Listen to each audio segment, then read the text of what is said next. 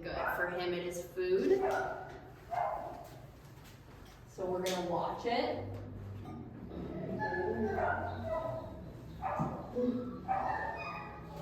Why?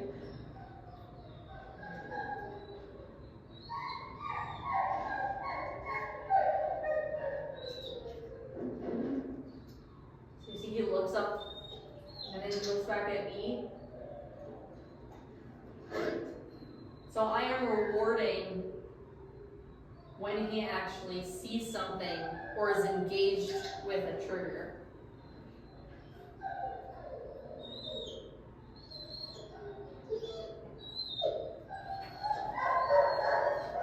We know he's showing signs of arousal, the whining, the tail is wagging.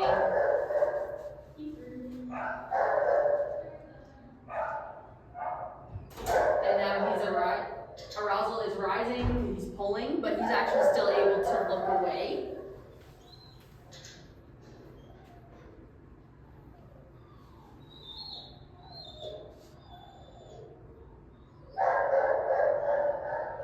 Engaged, engaged, engaged.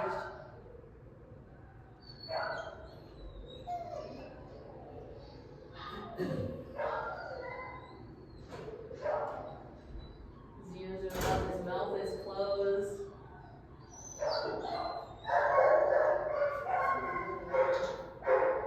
And I'm only waiting for that second of him disengaging.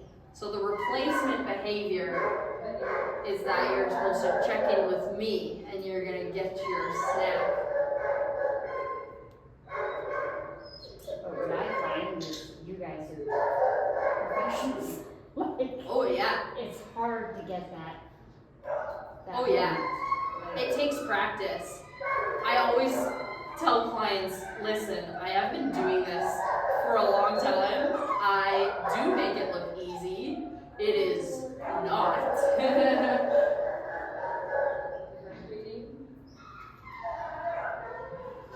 So I can tell he's starting to get frustrated, so I actually asked him a little bit. I went to try to get some of his attention because I saw that his arousal levels were going higher.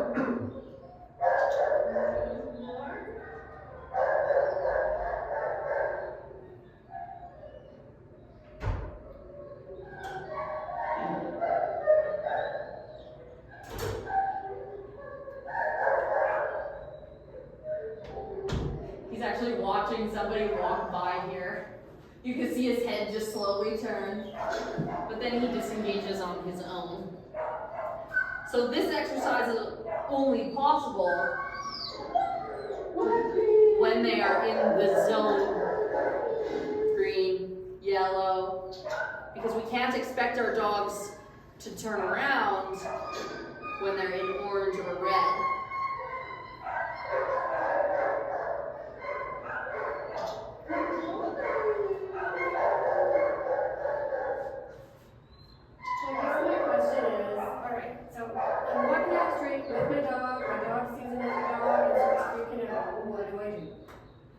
Okay. Am I stopping my dog and trying to get them to engage with me by feeding, or what am I doing? I mean, I still don't have an answer for that. Okay. Okay, so keep it really easy. Your dog, you said your dog is screaming. Yeah. They Yeah. see another dog and they start freaking out. Right. Do I stop? Do I keep walking? What do I do? So your emergency exit plan is to create distance, give yourself a visual barrier, anything that's going to help that animal decompress. Yes, so we hide behind cars, we Good. turn and we go down other streets. Yeah, yeah. So I've hidden behind many a car, and that is good. But if your dog is super food motivated, something you can try as well is, I always like to throw a whole bunch of food down on the ground. Now, would your dog continue to eat if there's a trigger that close and they're freaking out? I don't know, it depends, like, yeah, if they get to that red zone where all of a sudden they're not interested in food, right? Yeah, for sure. So that's something for you to try is saying, here's a whole bunch of your favorite food on the top of your ladder, will that break your focus in order to save you, to distract you enough? So you're gonna go home and test that theory. And if it doesn't work, you have to do like all of the engagement. You want as much engagement with your dog. I've also been really silly before to get a dog to break focus and follow me. So that might look like, come on, let's go, we gotta go. Yeah. Adding leash pressure if that's what it takes to escape, just to get that distance that you need. So emergency exit can look like, okay, let's go, all the way up to like you pull that dog to safety. Unfortunately, I've worked with dogs who are so reactive that I have to drag them across the parking lot to safety. Now, of course, that is our last resort, but that's the only way I could get this dog to safety because I could not break focus. Nothing was working. Picking them up. It would be a last resort. So the risks of picking your dog up is that takes away their choice. So if they're panicking and they're already panicking, it could be okay. But remember that elastic band theory that I was talking about? If that dog is really frustrated, sometimes when we pick our dogs up, that could come back on us. So they could bite us, but you know your dog best. Is that the fastest and quickest way in order to get safety? Or is there a better, more positive way, like distracting or throwing treats down on the ground? Well, my husband and I have, Moving, yeah. well, Yeah, I'm not sticking around. I am getting the hell out of there right Yeah, and dog comes with you? now. Yeah, oh yeah. Okay, yeah. As soon as I start running, the dogs all do this. And Yes. just focus on the run. Yeah. So that's like upping your intensity, right? Getting them to engage with you as much as possible.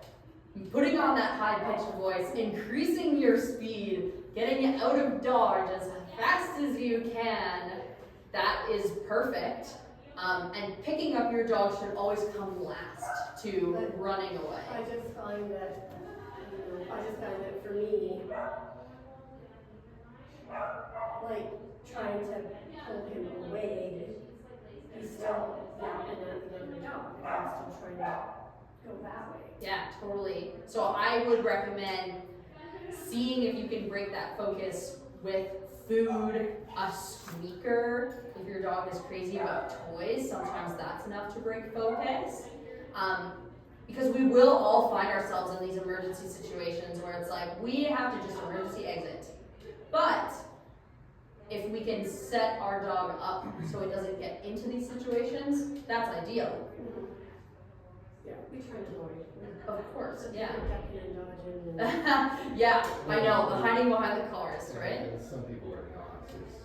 It's super frustrating. Like I'll be picking up doing my parental duty, right? And somebody will walk right across the street, right where we are. Yeah. And not coming to greet the dogs or anything like that, but choosing to cross right there. Mm-hmm. Really? Can I smack you or something, please? Oh yeah. Like you're just antagonizing everything. You and your dog have to cross here right now. And you know what? That person has no idea. Because if they had any idea what effect was happening, they wouldn't have crossed there. Yeah. So I have people that stop in front of the house with their dog, staring at them. look at going that through dog, the it's window. barking. Yeah, I want to punch them. Yeah.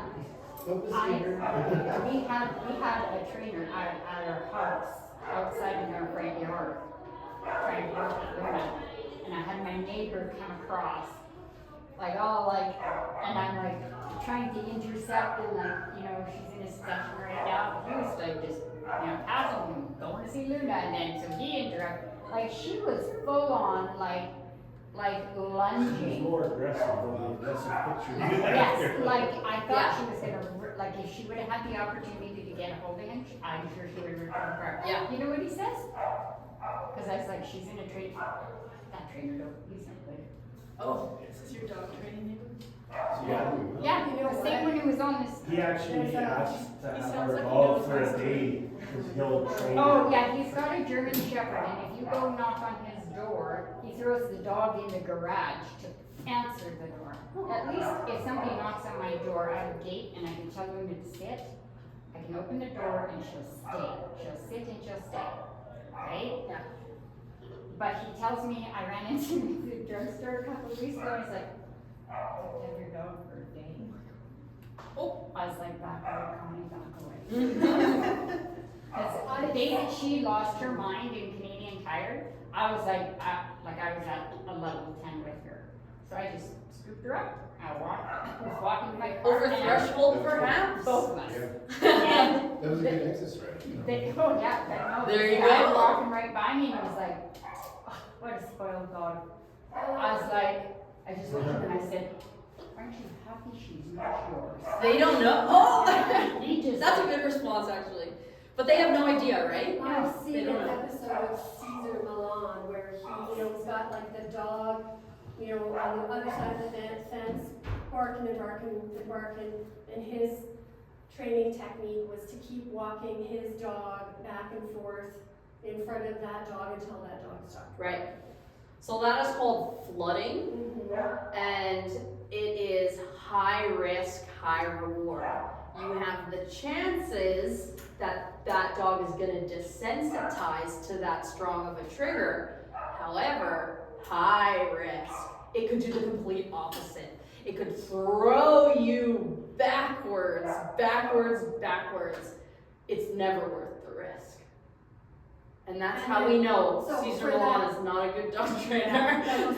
So for that, for that 10 minutes that it takes that dog behind the fence to calm down, that's only for that 10, it's only for that duration while that dog is still sitting out there. Yeah. But the next dog that comes along is gonna start all over again, don't you think? So he looks good on television, but Good editors. he's got good editors.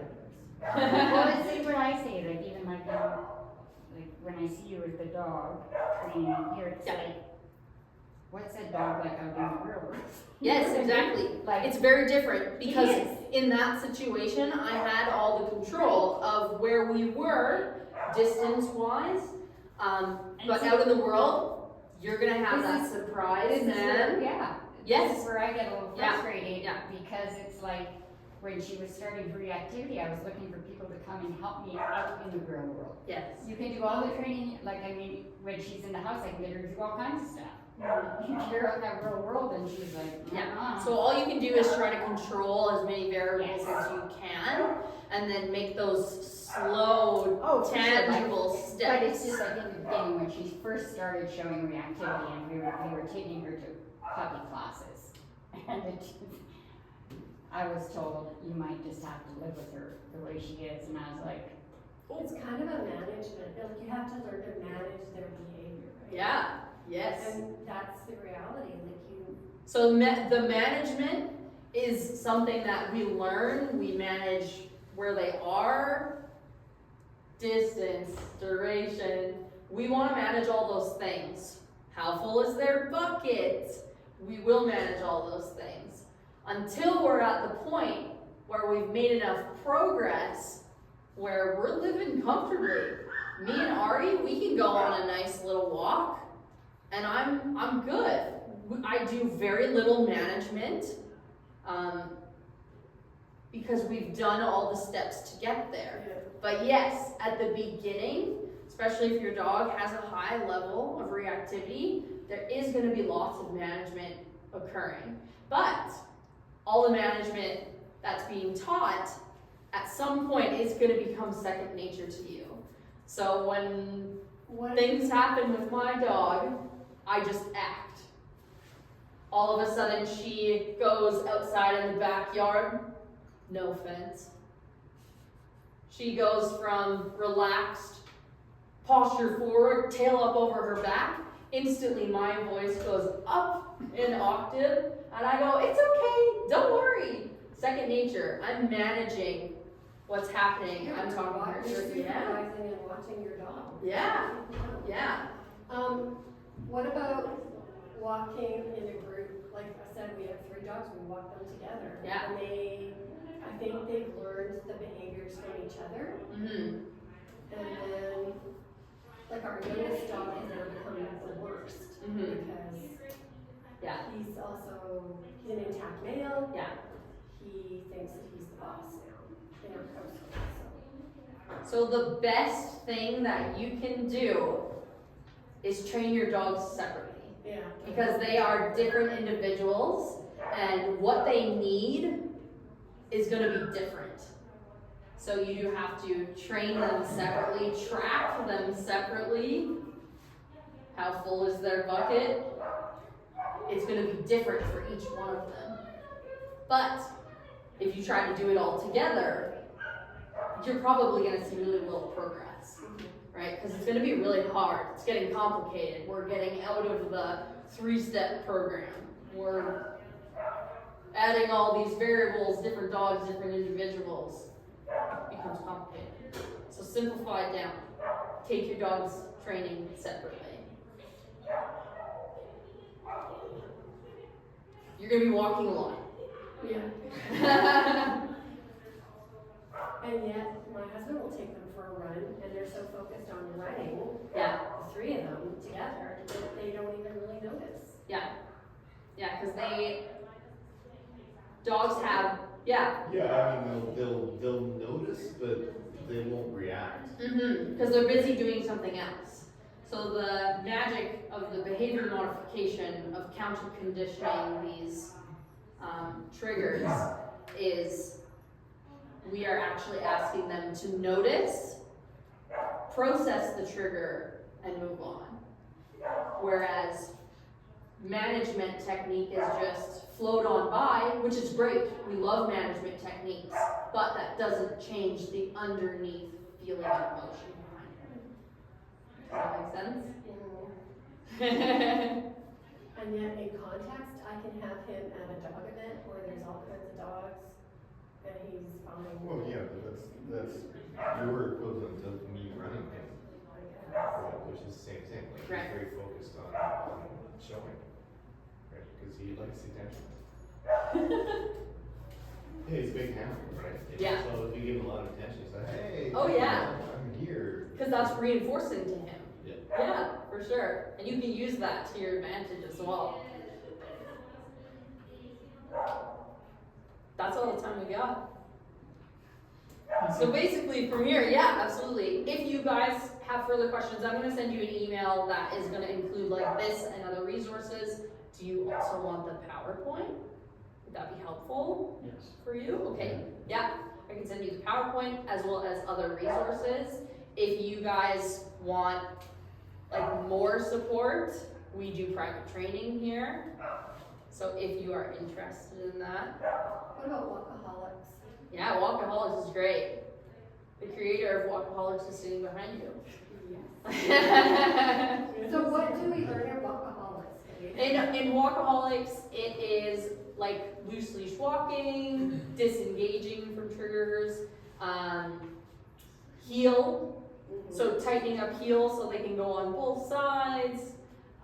Recall is really important on your walks. Can your dogs be in the same space as another dog? Like say if it was What if this, they can't? Like, what if you sign up for the class and you can't? so class training is probably not for them. Oh, no. Yeah, and that just means we're protecting that dog because she can't handle it, right? Exactly. So private training. Yeah, no, but I'm just like saying, like, you know, like, what if you sign up for a class and your dog isn't for that class? Like, you know, I see brewery buddy or whatever it's called, and then, I mean, not that I think she's ready for a Yeah. patio anyway. So I think typically we would either I'm like saying like next year, Yeah, next summer, right? like if you were to come into a class and your dog couldn't handle it, typically I think that we would slot you into private training. if at all possible, but if you're just saying, hey, I'm not interested, we could more than likely just refund you and be like, this wasn't right for this dog. This dog. Yeah, no, I know there Yeah. is no plastering. Like, yeah. We want her to come. Yeah, no, I wouldn't put her through that, and I wouldn't put myself through that. Yeah. So, do you think your dog could be?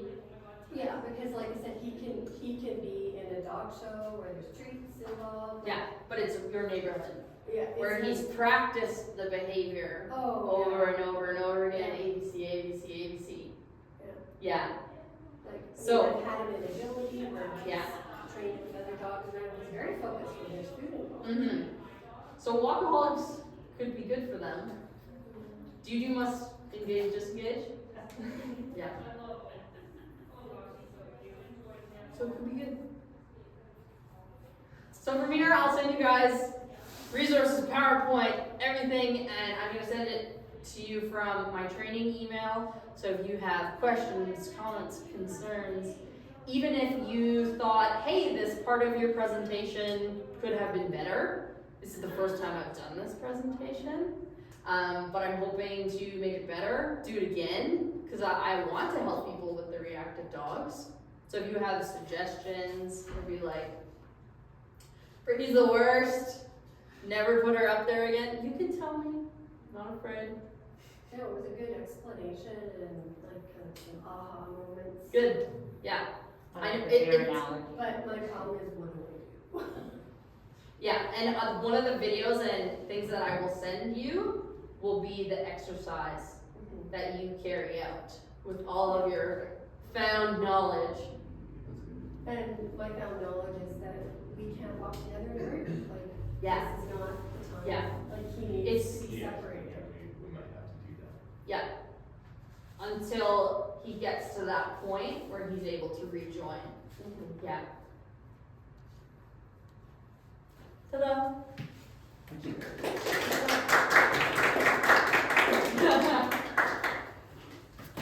Thanks, guys. Thank you.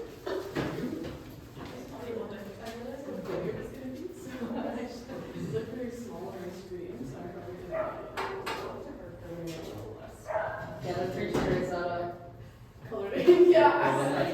Yeah, that's I feel like I changed it this morning. Yeah, I got look at to see. No. See, like, Yeah, I saw that. that one and the corgi one, and this is bad quality now that it's printed, so. Yeah, I got a lot of ideas with seeing you guys put food, I was like, forgot that. I just No! put that in there, so I have ideas to put more things in here, make it better. We always gotta do a first presentation. You always gotta be First bad one. first, and then Does get it better. seem that smaller dogs have more mature activity?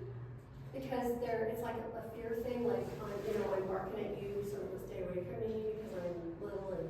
I tend to think that there's lots of mature activity in like little dogs because they have the ability to get away with it. It's very different when you have a 100-pound Rottweiler who's really reactive. Yeah. But when you're like teeny tiny little teacup something or other is barking, they're like, stop Well, it. because you can still handle them, you can still put them away. Yes, exactly. So I do see